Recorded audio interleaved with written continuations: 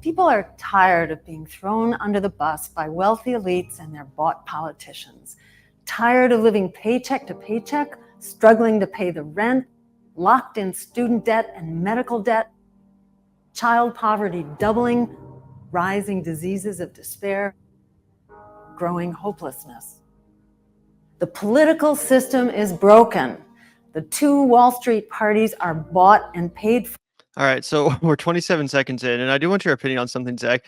Do you think obviously everything she's saying is true, and she's accurately identifying a lot of the despair in this country and a lot of the issues with this country. But do you think that the left just sometimes leads a little bit too much with the depressing stuff and the despair and the malaise and the angst? And I feel like sometimes we should lean into a little bit more optimism, maybe hell, even a little bit.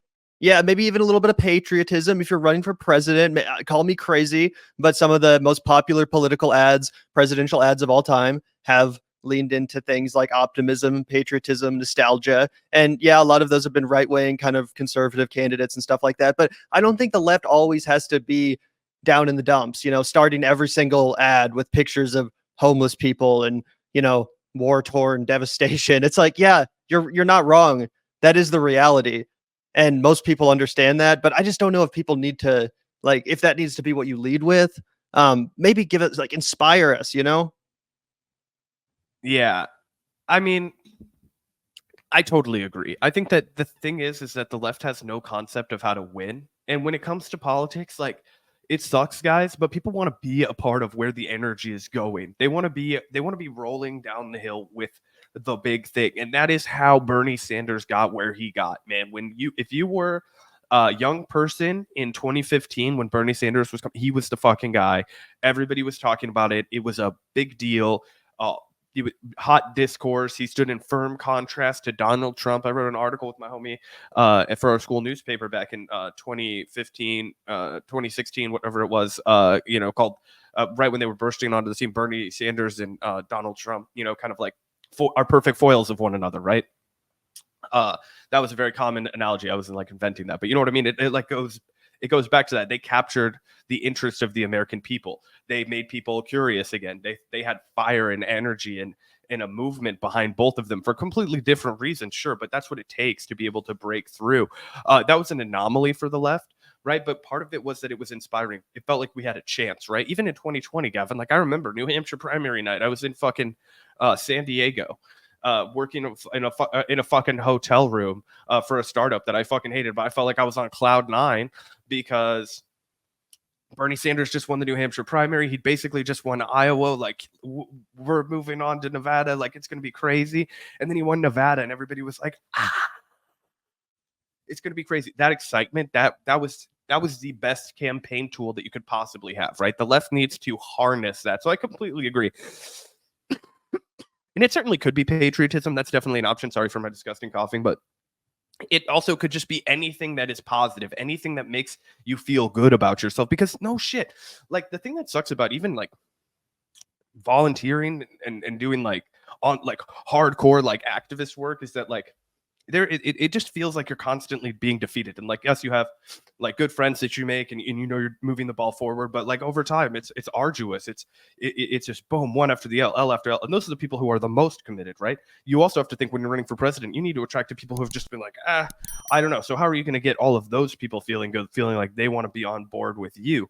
Because a lot of people just don't have the time or energy to sit and think about how bad it already is. It's yeah, bro, I know how bad it is. That's why I got to go look out for number one. It doesn't necessarily breed collectivism. Instead, I think you would have much more success with look at what we could do with just a simple acts of solidarity, and then change, something positive like that. And then, solidarity with Stein, socialism for America. I don't fucking know. Totally. Yeah. Very well said. Over 60% of us now say the bipartisan establishment's failed us, and we need a party that serves the people.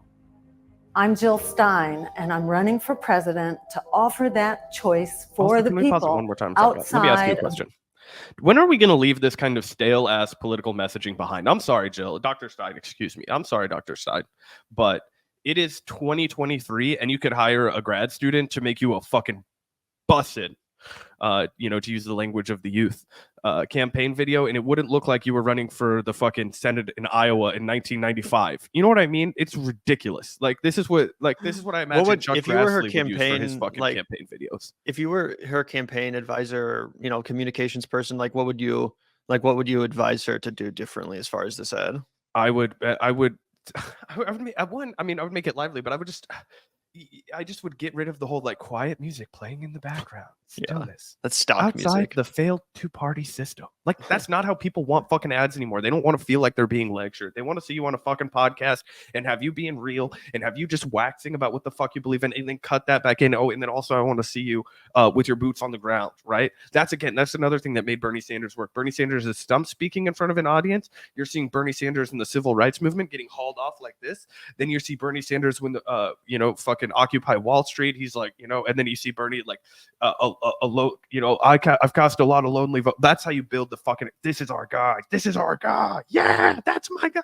I don't feel that when I watch Dr. Stein. I want to feel that. I don't feel it when I look at any of these candidates. Nobody has this fucking smart press person right now to be like, or media person or comms person or whoever the fuck it is in serious campaigns and whatnot, but to say, hey, we need to do something exciting. We need to do something different. Otherwise, we're running up against a wall, Gavin. We cannot, if they continue to run like this, the best case scenario is that every 4 years they double up in their fucking turnout. And again, that leads to us all fucking dying. Yeah.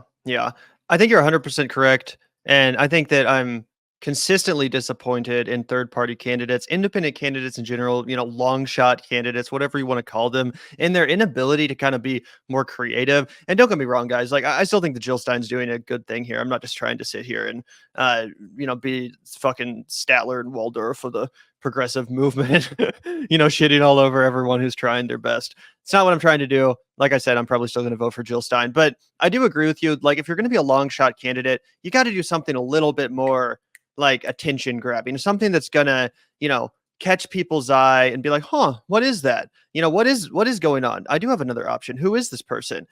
Someone we've obviously talked about a lot, who I think did a really good job in that regard was, of course, Jesse Ventura, who successfully won the governor's mansion in Minnesota as a third-party candidate. And he did so partially with a really innovative series of television advertisements, which caught people's eyes and which were very non-traditional. Let's take a look at one of these. I think these are so funny. Obviously, Jill Stein wouldn't do something exactly like this, but I think, you can learn some lessons from this campaign and how innovative it was as far as getting the word out and kind of marketing the fact that there was another independent option.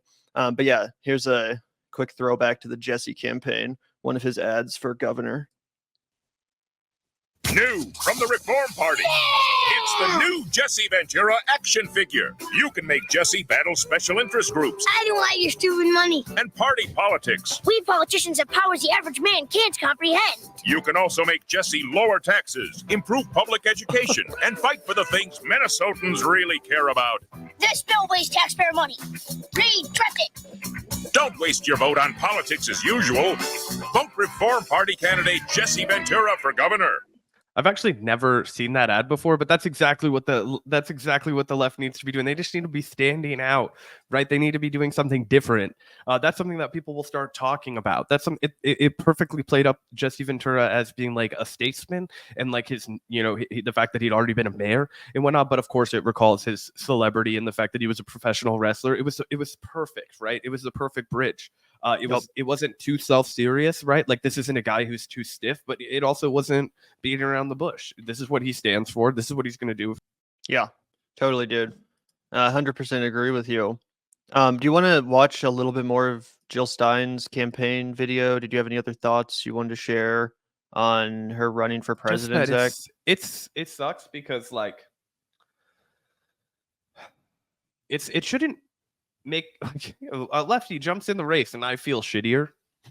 But it's just like this is where we're at. We're like the ball not moving an instant is yes, that means we don't have any power though, right? That's what I'm telling you. That's why we need to stop saying we've got people. We need to get power with those people. We need to give the power to the people, which means that we're fucked right now because as you just mentioned, right, the policymakers are completely divorced from the people. That's a huge problem in a place that calls itself democracy, right?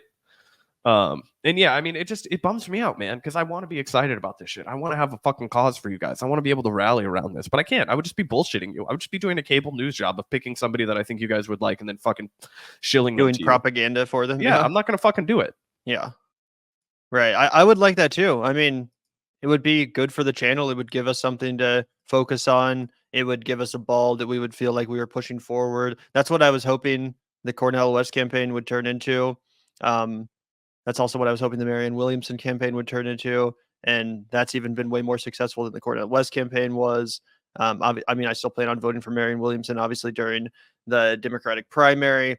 But now Jill Stein's entered the race. And again, I like Jill Stein. She's the first presidential candidate that I ever voted for in 2016.